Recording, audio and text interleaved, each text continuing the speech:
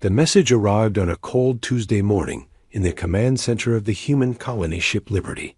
Captain Jake Morrison was drinking his usual black coffee when the communication screen flickered to life. A symbol of the Galactic Council appeared, followed by an alien face he recognized as Prime Minister Kex Thul of the Zaltharian Republic. Jake set down his coffee cup slowly. Official messages from the Council were rare, and they usually meant trouble. The alien's 4 eyes blinked in sequence as he began to speak in the translated human language. Captain Morrison, by order of the Galactic Council, all human presence beyond your home solar system must cease immediately.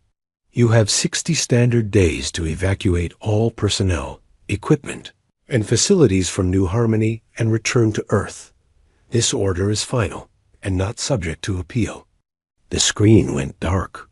Jake stared at the blank monitor for several seconds, trying to process what he had just heard. Around him, the bridge crew had gone completely silent. Lieutenant Sarah Williams, his communications officer, was the first to speak. "Sir, did he just order us to abandon everything?" Jake nodded slowly. "Get me Dr. Carter at the research facility. Now." The call connected quickly. Dr. Lisa Carter appeared on screen, her brown hair tied back and her lab coat stained with whatever she had been working on. Behind her, Jake could see the busy research lab where she and her team studied alien biology and genetics. "Jake, thank goodness you called. I just received the most insane message from the Council. They want us to destroy all our research and leave the planet. Surely this is some kind of mistake?" "I got the same message, Lisa. It's not a mistake." Jake's voice was grim. "How much of your work can you save?" Lisa's face went pale. "Save?" "Jake, I've been working here for 12 years. My team has made discoveries that could help every species in the galaxy. We've found cures for diseases, new ways to grow food, methods to clean polluted worlds. If they make us destroy this ... then save what you can," Jake interrupted. "Hide. It's encrypted. Do whatever you have to do. Something tells me we're going to need that knowledge someday." Lisa nodded and ended the call. Jake immediately opened a channel to Commander Ryan Hayes at the Titan mining station, humanity's largest operation outside Earth's solar system.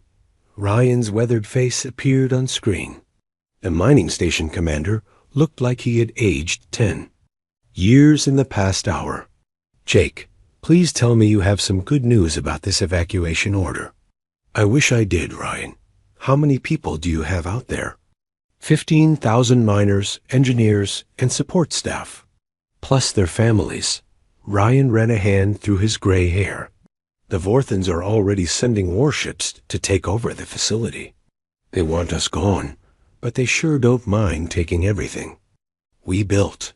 Jake felt anger burning in his chest. The humans had discovered the Titan system and built the mining station from nothing.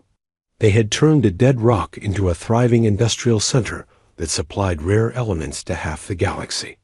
Now the aliens wanted to kick them out and take over everything they had created. Similar evacuation orders had gone out to every human settlement, research station, diplomatic post, and mining operation beyond Earth's solar system. The Galactic Council, led by the Zaltharians and backed by the military might of the Vorthan Empire, had voted unanimously. Humanity was no longer welcome among the stars. The official reason was that humans were too dangerous and unpredictable. They expanded too quickly, fought too fiercely, and refused to follow the careful rules that governed galactic civilization. The real reason, Jake suspected, was fear.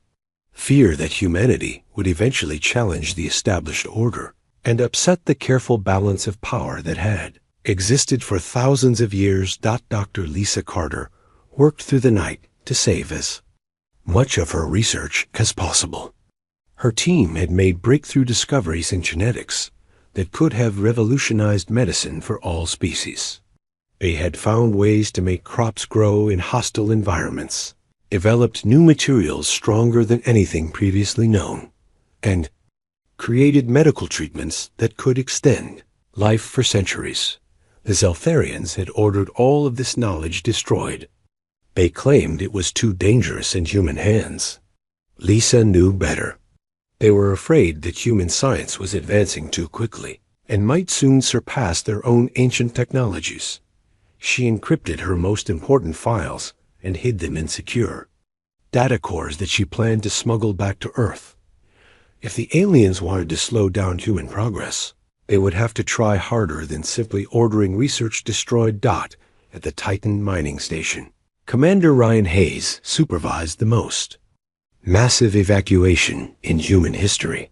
15,000 people had to be moved, along with as much equipment and resources as possible. The Vorthans had given them 60 days, but their warships were already taking positions around the system. The aliens were being generous with the timeline. Ryan thought bitterly. They wanted to appear reasonable, while they stole everything humanity had built. The mining equipment alone was worth billions of credits, and the refined materials in storage could power a dozen star systems for years. Ryan's teams worked around the clock to load transport ships with people and equipment. They couldn't take everything, but they could take enough to prove that human engineering and determination had built something remarkable in this distant system. On Earth, President Claire Thompson faced the greatest crisis in human history. The exile order affected every human beyond the solar system. Military personnel, scientists, miners, farmers, traders, diplomats, and their families all had to return to a world that was already struggling to support 8 billion people. The population of Earth was about to increase by nearly 4 billion people in a matter of months. Cities would overflow, resources would be stretched to the breaking point, and unemployment would skyrocket. The aliens probably expected this crisis to cripple humanity for decades. President Thompson had other plans. She called an emergency session of the World Council and addressed the planet in a speech that would be remembered for generations.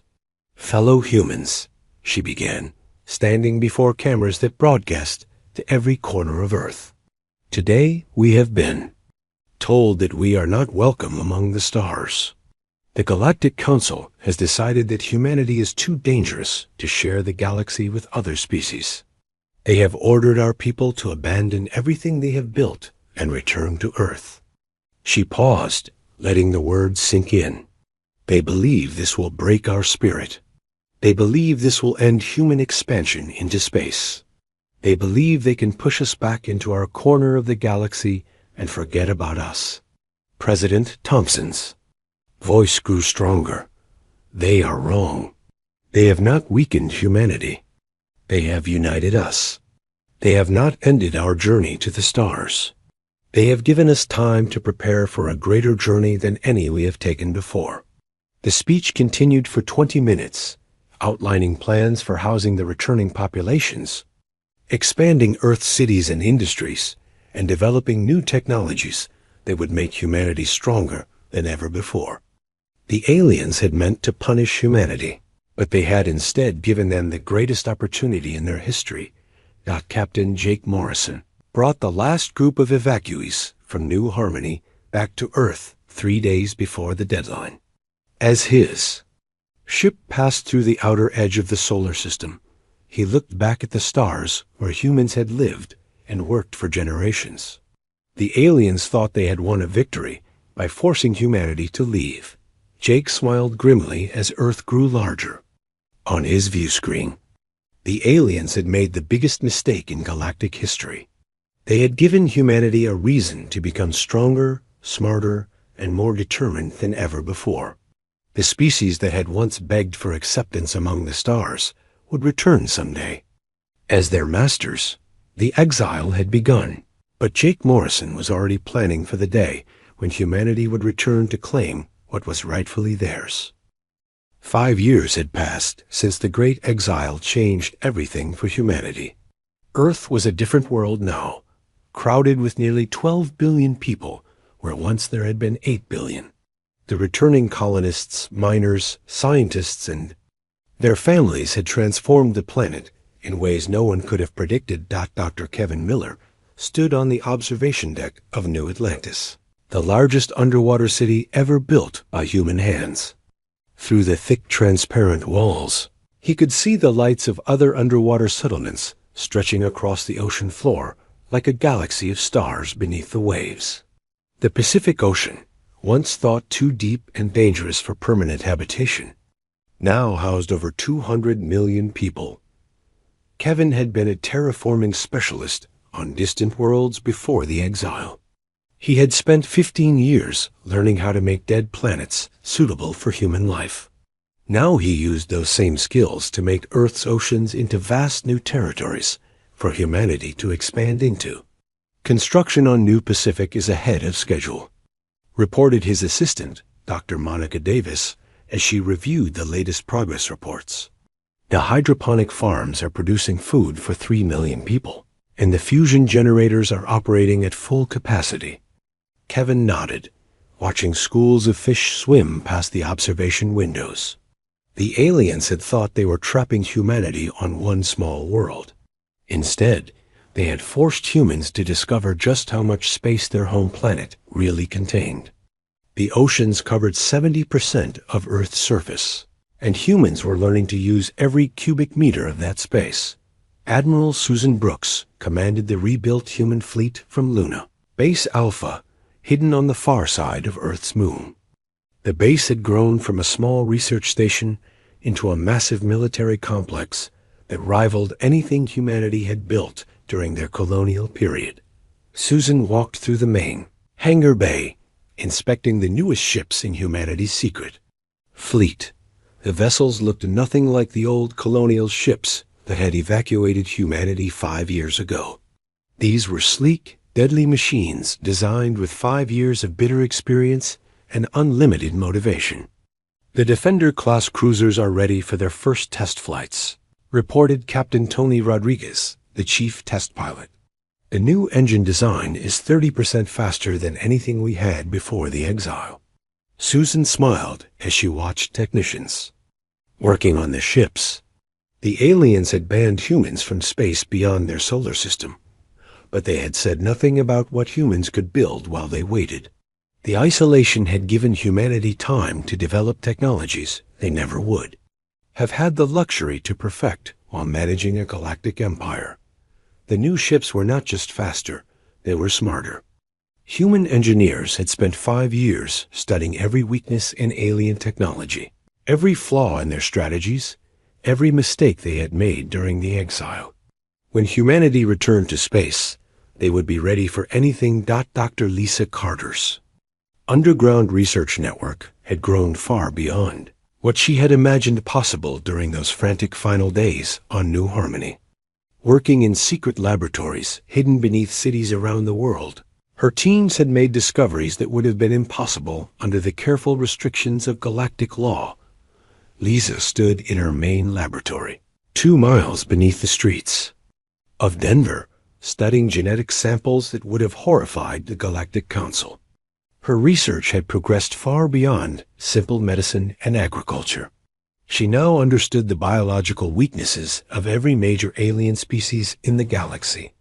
The Zaltharian immune system has a critical flaw, explained Dr. Alan Parker, one of her top researchers. Their bodies cannot process certain protein combinations that are harmless to every other known species. Lisa studied the data on her screen. And the Vorthans? Their enhanced strength comes from a genetic modification that can be reversed with the right viral agent. Without their physical advantages, they're actually weaker than baseline humans. This knowledge would have been forbidden under galactic law. The Council had strict rules about research into alien biology, claiming it was to prevent the development of biological weapons. Lisa now realized the real reason for those restrictions. The aliens did not want anyone to discover just how vulnerable they really were. Meanwhile, the alien species that had forced humanity into exile were discovering the consequences of their decision. On New Harmony, The Zeltharian colonists who had taken over the human settlement were struggling with problems they had never anticipated. Governor Veltar stood in what had once been the human agricultural center, looking at rows of dying crops. The humans had made farming on New Harmony look effortless, but the reality was far more complex than the Zeltharians had understood. "The soil chemistry is wrong again," reported his chief agricultural specialist. "The human techniques require constant adjustment and monitoring. Without their expertise, we cannot maintain the same production levels." New Harmony had fed 6 million humans and exported food to 12 other colonies. Under Zeltharian management, the farms could barely feed the 2 million aliens who had moved to the planet. The sophisticated agricultural systems that humans had developed over decades were failing without the knowledge and experience to maintain them properly. The situation was even worse at the Titan mining station. Commander Zakun of the Vorthen military watched as another piece of human-built equipment broke down beyond repair. The mining operation that had once produced rare elements for half the galaxy was operating at less than 40% capacity. "The humans built this equipment to work with their maintenance schedules," explained the Vorthen chief engineer. "Without their technical knowledge, we cannot keep the systems running efficiently." The Vorthens were proud warriors who believed that superior strength could overcome any obstacle. They were learning that complex industrial operations required more than raw power. They required the kind of innovative thinking and technical expertise that humans had developed during centuries of solving impossible problems. Captain Jake Morrison now commanded supply runs between Earth's orbital stations and the growing lunar bases. His new ship, the Resilience, was twice as fast as his old colonial vessel and carried advanced sensors that could detect alien ships from incredible distances. During one routine flight to the lunar bases, Jake received an encrypted message that made him stop his ship and read the transmission 3 times. The message came from an alien source, someone using old diplomatic codes that only former allies would know. "Human Fleet Commander," the message read, "this is Ambassador Theises of the Altarian Republic. My people opposed the exile order in the Council, but we were outvoted by the Zeltharian Vorthen Alliance. We wish you to know that not all species supported the decision to remove humanity from galactic civilization." Jake stared at the message. Ambassador Theises had been one of humanity's few genuine friends in the Galactic Council. The Altarians were a peaceful species that valued knowledge and cooperation over power and territory. The message continued.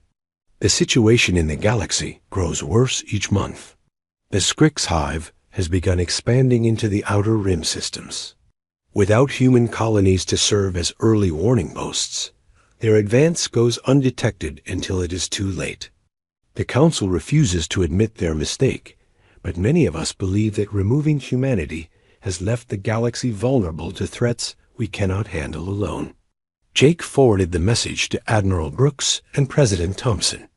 The aliens were starting to realize that humanity had served a purpose in galactic civilization beyond simply following orders and paying taxes. Humans had been the galaxy's warriors, explorers, and problem solvers. Without them, the careful balance that had maintained peace for centuries was beginning to collapse. Back on Earth, President Claire Thompson reviewed intelligence reports from the network of human spies and sympathetic aliens who continued to monitor galactic affairs. The picture that emerged was troubling, but also encouraging for humanity's future plans. The galactic economy was struggling without human innovation and trade. The military situation was deteriorating without human forces to patrol dangerous border regions. Most importantly, new threats were emerging that the alien civilizations seemed unable to handle with their traditional methods. Thompson smiled as she read the latest reports. The aliens had thought they were solving a problem by removing humanity from the galaxy. Instead, they had created a dozen new problems while giving humanity time to become stronger than ever. Before the The isolation period was almost over. Soon, humanity would return to the stars, but not as the junior partners they had once been. They would return as the force that could save galactic civilization from the consequences of its own short-sighted decisions. 8 years after the Great Exile, the galaxy faced its first major crisis without human involvement. The threat came from beyond the galactic rim, from a region of space that had been unexplored and unguarded. Since humanity's forced departure, the Scrix hive moved like a plague across the stars. Their bioships, grown rather than built, consumed entire worlds and left nothing behind but empty space. They communicated through chemical signals that no other species could understand, and they showed no interest in negotiation or surrender. Prime Minister Kex Thule of the Zaltharian Republic stood before the emergency session of the Galactic Council, his 4 eyes wide with panic. Behind him, holographic displays showed system after system falling to the Scrix advance. 17 star systems had gone dark in the past 3 months. Honorable representatives, Kex Thule began, his voice shaking, the Scrix hive has destroyed the Kepler 442 system completely. Our research station there sent a final transmission before all contact was lost. The entire system has been stripped of all organic matter. Commander Zethrock of the Vorthan Empire slammed his massive fist on the council table. The warrior's green skin had turned pale with fear, something no one had ever seen before. Our fleets engaged the Scrix ships and achieved nothing. Their vessels feel no pain, show no fear, and cannot be reasoned with. They consume our ships as easily as they consume planets. In the gallery reserved for lesser species, Ambassador Thyses of the Altarian Republic listened to the debate with growing horror. The council members were arguing about diplomatic solutions and defensive strategies, but none of them understood what they were really facing. The Scrix were not a normal species that could be negotiated with or intimidated. They were a biological weapon that had been created by some long-dead civilization and left to multiply in the darkness between galaxies. Only one species in the known galaxy had ever successfully fought enemies like this, and that species had been exiled 8 years ago. On Earth, Ambassador Helen Pierce monitored the alien communications from her station deep beneath the Rocky Mountains. The massive listening post had been built during the isolation years to track everything that happened in the galaxy beyond the solar system. Helen watched the intercepted council transmissions with a mixture of satisfaction and concern. The aliens were finally facing the kind of threat that humanity had always been prepared to handle, but their response was exactly as inadequate as she had predicted. The Vorthan battle fleets lost 60% of their ships in the last engagement, reported her assistant, Lieutenant Bob Carter. The Zaltharian diplomatic mission to establish contact with the Scrix lasted exactly 14 minutes before. Their entire delegation was consumed. Helen nodded as she watched the tactical displays. The aliens had spent centuries developing military strategies based on honor, ceremony, and predictable rules of engagement. The Scrix followed none of these rules. They simply consumed everything in their path and moved on to the next target. "Get me a direct line to General Anderson," Helen ordered. "It's time to brief him on the situation." General Paul Anderson commanded Earth's Strategic Defense Initiative from a command center built into the lunar surface. The facility had been designed to coordinate humanity's defense against any possible alien attack, but it was also prepared to monitor and respond to galactic threats that might eventually reach Earth. Paul studied the intelligence reports from the alien sectors with the cold analysis of a career military officer. The Scrix advance was following a predictable pattern, consuming systems with valuable biological resources first, and ignoring barren worlds that offered nothing to feed their endless hunger. Their expansion rate suggests they'll reach the core systems within 2 years. Paul told his staff during the morning briefing. The Zaltharian and Vorthan homeworlds will be direct targets within 18 months. Captain Amanda Ross, his intelligence chief, highlighted several star systems on the tactical display. The aliens are already evacuating their outer colonies. They're falling back toward their core territories and abandoning everything in the Scrix path. Paul smiled grimly. The same aliens who had forced humanity to abandon their colonies were now abandoning their own settlements in the face of a threat they couldn't handle. The irony was almost too perfect. Dr. Lisa Carter received the first official contact from alien sources in 8 years while working in her underground laboratory. The message came through old diplomatic channels that had been dormant since the exile, encrypted with codes that only former council members would possess. Dr. Carter, the message began. This is Dr. Morpheus, director of the Zaltharian Medical Research Institute. I am contacting you in violation of council directives because the current crisis requires expertise that only humanity possesses. Lisa read the message twice before calling her research team together. Dr. Morpheus had been one of her closest colleagues during her years on New Harmony. He was a brilliant scientist who had opposed her exile on scientific rather than political grounds. The message continued with detailed biological data about the Scrix species. Our analysis indicates that the Scrix are artificial organisms created through advanced genetic engineering. They appear to be designed as a biological weapon system with no natural weaknesses or limitations. Traditional military responses have proven completely ineffective. Lisa studied the biological data with growing excitement. The Scrix were indeed artificial, but like all biological organisms, they had to follow certain rules of chemistry and genetics. If they could be created, they could be destroyed, but it would require the kind of aggressive biological research that the Galactic Council had banned years ago. This is exactly the kind of problem we've been preparing for, Lisa told her team. 8 years of unrestricted research into alien biology gives us tools that no one else in the galaxy possesses. The crisis escalated rapidly as more systems fell to the Scrix advance. The Galactic Council's emergency sessions grew more desperate with each passing week. Traditional military strategies had failed completely.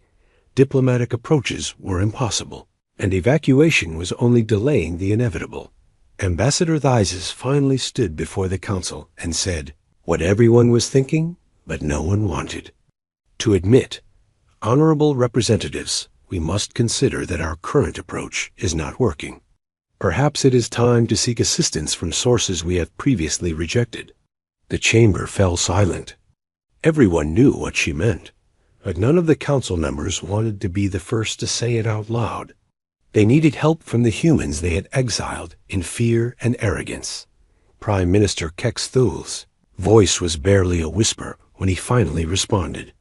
The humans were exiled because they were too dangerous and unpredictable. How can we ask for help from a species we declared unfit for galactic civilization? Commander Zithrock's response surprised everyone. The proud Vorthan warrior had never shown respect for any other species, but the Scrix had broken something fundamental in his worldview. Perhaps the question we should ask is whether we can afford not to request their assistance.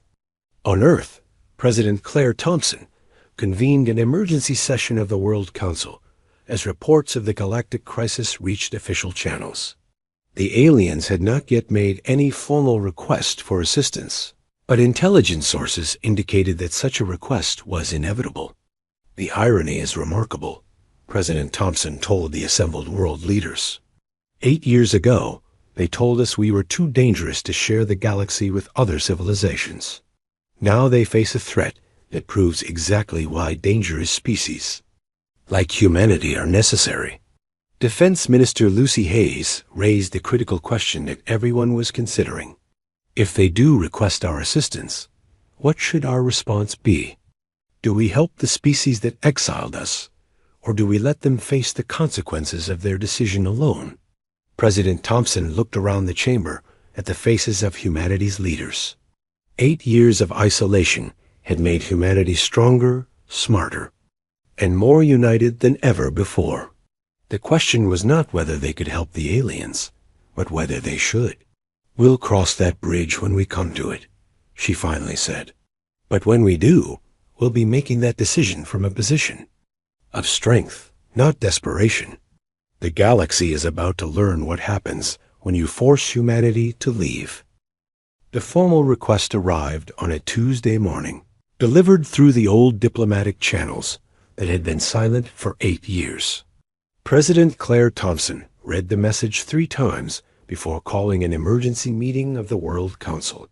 "To the government of Earth and the human species," the message began, signed by all 12 members of the Galactic Council. "We formally request immediate humanitarian assistance in dealing with the Scrix Hive crisis that threatens all civilized life in the galaxy." The rest of the message was filled with diplomatic language, but the core message was simple. The aliens, who had exiled humanity, were now begging for help from the species they had declared too dangerous for galactic civilization. Admiral Susan Brooks sat in the heated debate that followed in the World Council chambers. Her voice cut through the arguments with military precision. "Let them burn," she said coldly. "They cast us out when they were strong and united. They called us dangerous and unpredictable. Now they want us to save them from their own mistakes." Around a table, other military leaders nodded in agreement. General Paul Anderson leaned forward, his face hard with years of bitter memory. "They took everything we built, destroyed our research, and scattered our people across the galaxy. Why should we risk human lives to save civilizations that couldn't wait to get rid of us?" Dr. Kevin Miller raised his hand from his seat at the Underwater City Representatives table. The years of isolation had changed him, as they had changed all of humanity. Where once he had been a peaceful scientist focused on terraforming, now he thought in terms of power and strategy. "I disagree with Admiral Brooks," Kevin said, causing surprised looks around the chamber. "Not because I forgive what they did to us, but because this crisis represents the greatest opportunity in human history." He stood and activated the holographic display in the center of the chamber. Star charts showed the galaxy as it existed now, with Scrix forces advancing through the outer systems, while alien civilizations retreated in panic. "Look at this situation objectively," Kevin continued. "The species that once controlled the galaxy are helpless against a threat we can handle. If we respond to this crisis correctly, we don't return to the galaxy as the junior partners we once were. We return as the dominant force." President Thompson listened to the debate with the weight of human history on her shoulders. The decision she made in the next few hours would determine humanity's place in the galaxy for generations to come. She could choose revenge and let the aliens face destruction alone, or she could choose a path that would reshape galactic politics forever. "Dr. Carter," she called to the chief scientist, "can we actually stop the Scrix?" Lisa Carter stood and activated her own display, showing biological data that had been gathered during 8 years of unrestricted research. "Yes, Madam President. We've developed weapons specifically designed to counter biological threats like the Scrix. The aliens banned this kind of research years ago, which is why they're helpless now." She highlighted several biological weak points that her teams had discovered. The Scrix are artificial organisms, but they still follow the laws of biology. We've created targeted viruses that can shut down their reproductive systems, chemical weapons that dissolve their bioships, and genetic disruption fields that prevent them from communicating with each other. Admiral Brooks looked skeptical. "And the cost in human lives?" "Minimal," Lisa replied. "These weapons don't require ground troops or close combat. We can deploy them from our ships and watch the Scrix colonies collapse from a safe distance." The debate continued for 6 hours. Some argued for helping the aliens out of basic humanitarian principles. Others wanted revenge for the exile and the destruction of human colonies. A third group, led by Dr. Miller, argued for using the crisis to establish human dominance over galactic civilization. President Thompson finally called for silence and made the decision that would define humanity's future. "We will respond to the Galactic Council's request," she announced, "but we will do so on our terms, not theirs." She outlined the conditions that would govern humanity's return to galactic space. First, all human colonies and facilities that were seized during the exile will be returned to human control. Second, humanity will have equal representation with all other species combined in any new galactic government. Third, human military forces will have unrestricted access to any system that requires protection from external threats. The terms were not negotiable. The aliens could accept human dominance or face the Scrix alone. Captain Jake Morrison received his orders 2 days later.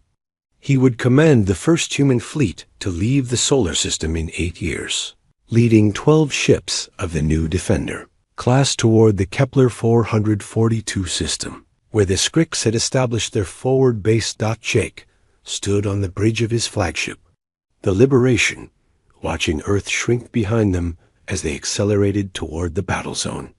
His crew was composed entirely of volunteers who had lived through the exile and understood what this mission represented. "All ships report ready for combat," announced his tactical officer, Commander Lisa Park. "Biological weapons are loaded, and targeting systems are calibrated for Scrix biosignatures." Jake nodded, feeling the weight of history on his shoulders. Humanity was returning to the galaxy not as refugees or supplicants, but as its saviors. The species that had once begged for acceptance among the stars were about to prove that they belonged at the top of the galactic hierarchy. The first battle took place in the outer edge of the Kepler 442 system, where 3 massive Scrix bioships were systematically consuming a Zeltharian research station. The alien defenders had been fighting for 6 hours with no effect whatsoever on the attacking creatures. Jake's fleet dropped out of faster-than-light travel just outside the battle zone. Through his view screen, he could see the Scrix ships for the first time. They looked like enormous insects made of metal and flesh, with thousands of smaller creatures swarming around them like living missiles.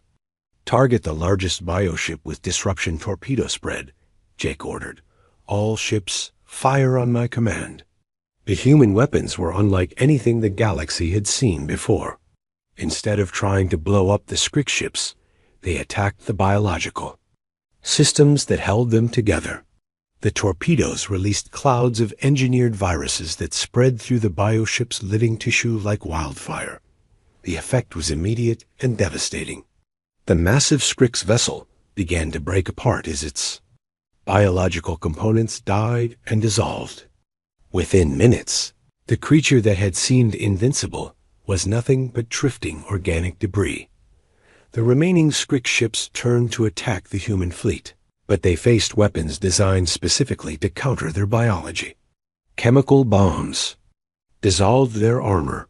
Genetic disruption fields prevented them from coordinating their attacks, and targeted viruses shut down their life support systems. The battle lasted 17 minutes. When it was over, all 3 Scrix bioships were destroyed, and their smaller support creatures were drifting dead in space. The human fleet had not suffered a single casualty. Commander Ryan Hayes led the boarding parties that rescued the surviving Zeltharians from their research station. The aliens who had voted to exile humanity 8 years ago now found themselves saved by the species they had condemned as too dangerous for galactic civilization. The Zeltharian station commander, Dr. Velanash, could barely speak as Ryan's teams evacuated his people to safety. "How did you destroy them so easily?" he finally asked. "We've been fighting the Scrix for months with no success." Ryan's smile was cold as space.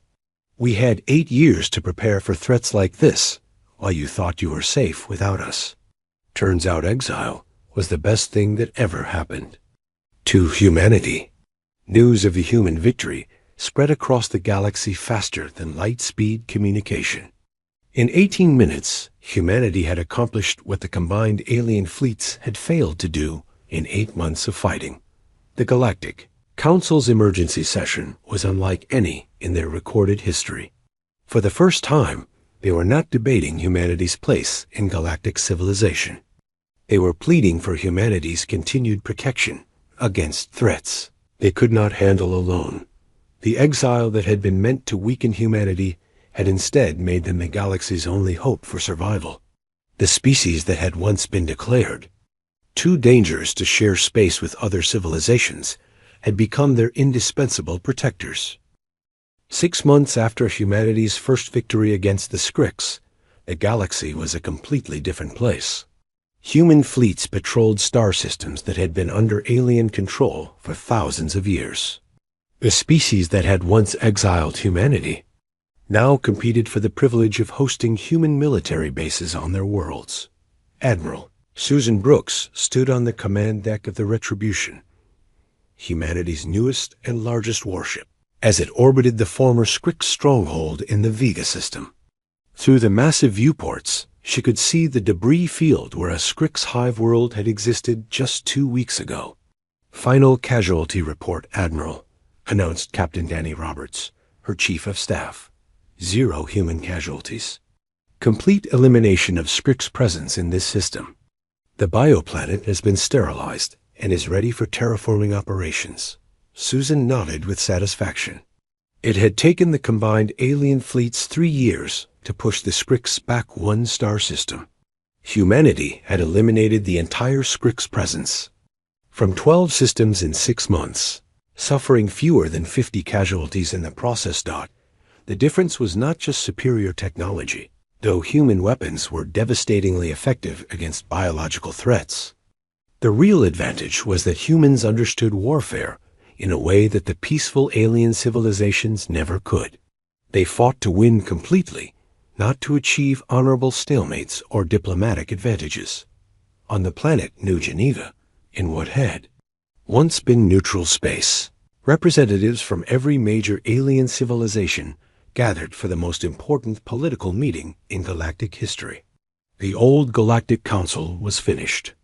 The exile and the Scrix crisis had proven that the traditional system of government was too weak to handle real threats. Dr. Lisa Carter walked through the halls of the hastily constructed conference center, carrying data tablets that contained the future of galactic civilization. As humanity's chief xenobiological advisor, she would present the scientific evidence that would justify humanity's new position in the galaxy. "The biological analysis is complete," she told President Thompson, as they prepared for the opening session. "Every major alien species has critical vulnerabilities that were unknown before our exile research program. We now understand their biology better than they understand it themselves." President Thompson reviewed the data with the cold calculation of a leader who had guided humanity through its darkest period and emerged victorious. "And our proposals for the new government structure? Non-negotiable," Lisa replied. "Either they accept human leadership, or they face the next galactic crisis alone. The Scrix were just the beginning. Our long-range sensors have detected at least 3 other threats moving toward this galaxy from beyond the rim." The opening ceremony was a study in reversed power dynamics. 8 years ago, humanity had been the junior partner begging for acceptance in galactic civilization. Now, alien representatives waited nervously for humanity to decide their fate. Prime Minister Kex Thul of the Zelfarian Republic was the first to speak, his 4 eyes downcast in shame. "Honored human representatives, the Zelfarian people wish to formally apologize for our role in the exile decision. We now understand that our fears were misguided and our actions were counterproductive."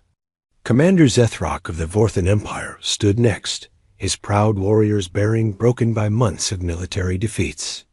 "The Vorthan military acknowledges that human forces are superior in every measurable category. We request permission to restructure our fleets under human command. President Thompson listened to each species grovel for human forgiveness and protection. The most powerful civilizations in the galaxy had been reduced to begging for the help of the species they had once considered too dangerous to exist. Alongside them, when the formal presentations were complete, President Thompson stood to address the assembly. Her words would be recorded and studied for generations to come as the moment when humanity's true place in the galaxy was finally recognized. 8 years ago, you told us that humanity was too dangerous and unpredictable for galactic civilization, she began, her voice carrying clearly through the silent chamber. You were right. We are dangerous to threats like the Scrix. We are unpredictable to enemies who think they understand how we will respond to challenges. She paused, looking around the room at faces that showed fear, shame, and desperate hope. But you made one critical error in your judgment. You assumed that dangerous and unpredictable were negative qualities. You forgot that sometimes the galaxy needs protectors who are willing to do whatever is necessary to preserve civilization. The terms of the new galactic government were presented without room for negotiation. Humanity would hold executive authority over all military and external defense matters. Human colonies would be re-established on every world they had been forced to abandon, with expanded territory grants as compensation for the exile. Most importantly, humanity would have veto power over any major galactic decision. Never again would the species that protected galactic civilization be subject to the political whims of those they protected. Captain Jake Morrison received his new assignment as the ceremony concluded. He would command the reestablishment of human presence on New Harmony, the first colony they had been forced to abandon during the exile. But this time, humanity was not returning as colonial settlers. They were returning as the dominant power. In the galaxy, Jake's fleet arrived at New Harmony to find the Zaltharian colonists packed and ready to leave. The aliens who had eagerly taken over human settlements 8 years ago were now desperate to evacuate before humanity reclaimed what was rightfully theirs. The agricultural systems are in terrible condition, reported Dr. Monica Davis as she surveyed the farms that had once fed millions. Zaltharian management reduced production by 70%. It will take years to restore full productivity. Jake walked through the settlement that had once been humanity's pride in the Outer Rim. The Zaltharians had allowed the infrastructure to decay, the research facilities to fall into disrepair, and the carefully balanced ecosystem to collapse. It was a perfect symbol of what happened when inferior species tried to maintain what humans had built. Start the restoration immediately, Jake ordered, and make sure every alien government gets a full report on the condition we found this place in. Let them see what happens when they try to replace human expertise with their own incompetence.